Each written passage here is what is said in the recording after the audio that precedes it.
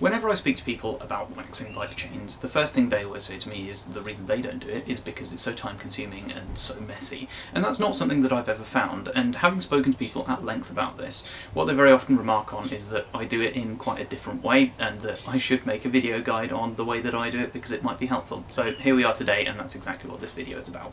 I think one of the big things that puts people off waxing chains in the first place is that idea of upfront cost. If you look at the guides that manufacturers give you or that you're presented with by big YouTube channels, they're talking about ultrasonic cleaners and that sort of thing, but you don't actually need all that equipment. You can do it on a fairly budget basis. That isn't to say that I don't think an ultrasonic cleaner is useful. I've got an ultrasonic cleaner and actually it's fantastic, but you really don't need one. You can get away with using just a jar and a £9 bottle of isopropyl alcohol from Amazon. It will do exactly the same job, and you really don't need to spend 70 odd quid on an ultrasonic cleaner. Before we get into the process, I wanted to kind of talk about some best practices and some things that I've found just in my own use. First and foremost, I think this process is best suited to road bikes. I have used it on mountain bikes in the past, but because I'm in the northwest of England and it is always wet here, I tend to find that the dirt that builds up on your chain, so if you're cycling through mud, there's no way of not getting it on your chain, and it will just wear down the wax very quickly. So you can use it, but you will find yourself applying it more often. Secondly, the actual chains that you use. Now, there isn't actually a reason as to why you can't use a chain that's already been on your bike. Obviously, you need to make very sure that it is perfectly clean before you start doing it in order to get the best results, but the conventional wisdom is to use a brand new chain. The other advantage with that is that it allows you to rotate chains. Now, what I mean by that is having one chain on the bike and having another one waxed and ready in order to go on when the other one kind of wears down. So what I tend to do is I will wax a bunch of chains all at the same time, hang them up in the garage, and after sort of 500-600 kilometres, I will tend to swap the chain around. The advantage of that is that it puts far less wear on any one chain, so you tend to find that they do last a bit longer. But it also means that you're not having to start out a ride or think about going for a ride and then realise, oh, actually I need to go and wax my chain. So I would recommend rotating chains and having multiple on the go at the same time. So this is my jar of alcohol that I spoke about before, and this is a brand new chain. Now, this chain is pre-greased, so what you will find with a lot of chains that you buy is that they have what's called packaging grease applied to them. The idea behind it is that it stops your chain going rusty whilst it's being stored away, which is great, but what it also means is that you have a brand new chain and you still need to run it through some alcohol or put it in an ultrasonic cleaner. So we'll do that now. This brings in the second bit of equipment. Now, I am going to use a slow cooker for this. Now, a slow cooker is a contentious bit of equipment here as well, because it is upfront costs that you may or may not want to invest in. Now, there is another way to do this, which is to go to a charity shop and buy an old pan, basically. So something just like this is an old Trangia pan, for example. And what I used to do is I used to rig it up above a candle. In practice, that's actually slightly quicker than the slow cooker because there's very little preheating. It tends to melt the wax much quicker. You can also do it on the stove. If you have a slow cooker, start preheating. If you're using a stove or a candle, light the candle or turn the stove on and start dealing with the wax. Again, doing this on a budget.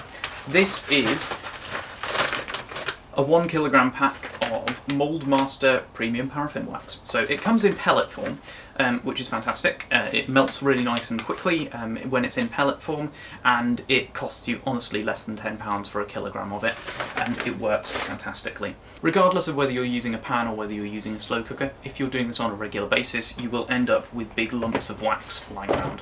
Now, the problem with these is that they take forever to melt. If you're going to be doing this a lot, I would suggest that you buy a cheese grater, or if you happen to have a sander like this, that works absolutely fine too. This is a fantastic £2 cheese grater from B&M here in England, and what I would suggest you do, after the wax has solidified, you will end up with a black layer at the bottom of your wax. That's where all the contaminant kind of settles. So what I would advise you to do is take a cheese grater and grate the wax against that until you have got rid of that layer of contaminant from the bottom of the wax, so you end up with clean wax shavings.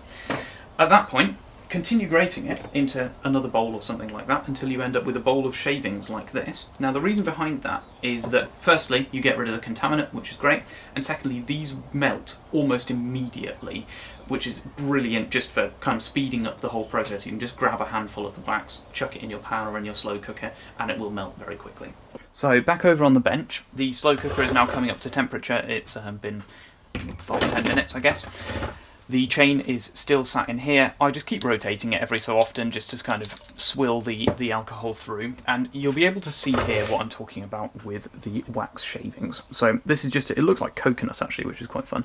But if I take a handful of wax shavings and drop them into the slow cooker, you'll see that they melt almost immediately. The chain has been in the alcohol and I've been regularly kind of swishing it around for a little while just to kind of get the whole chain covered, which it now well and truly is.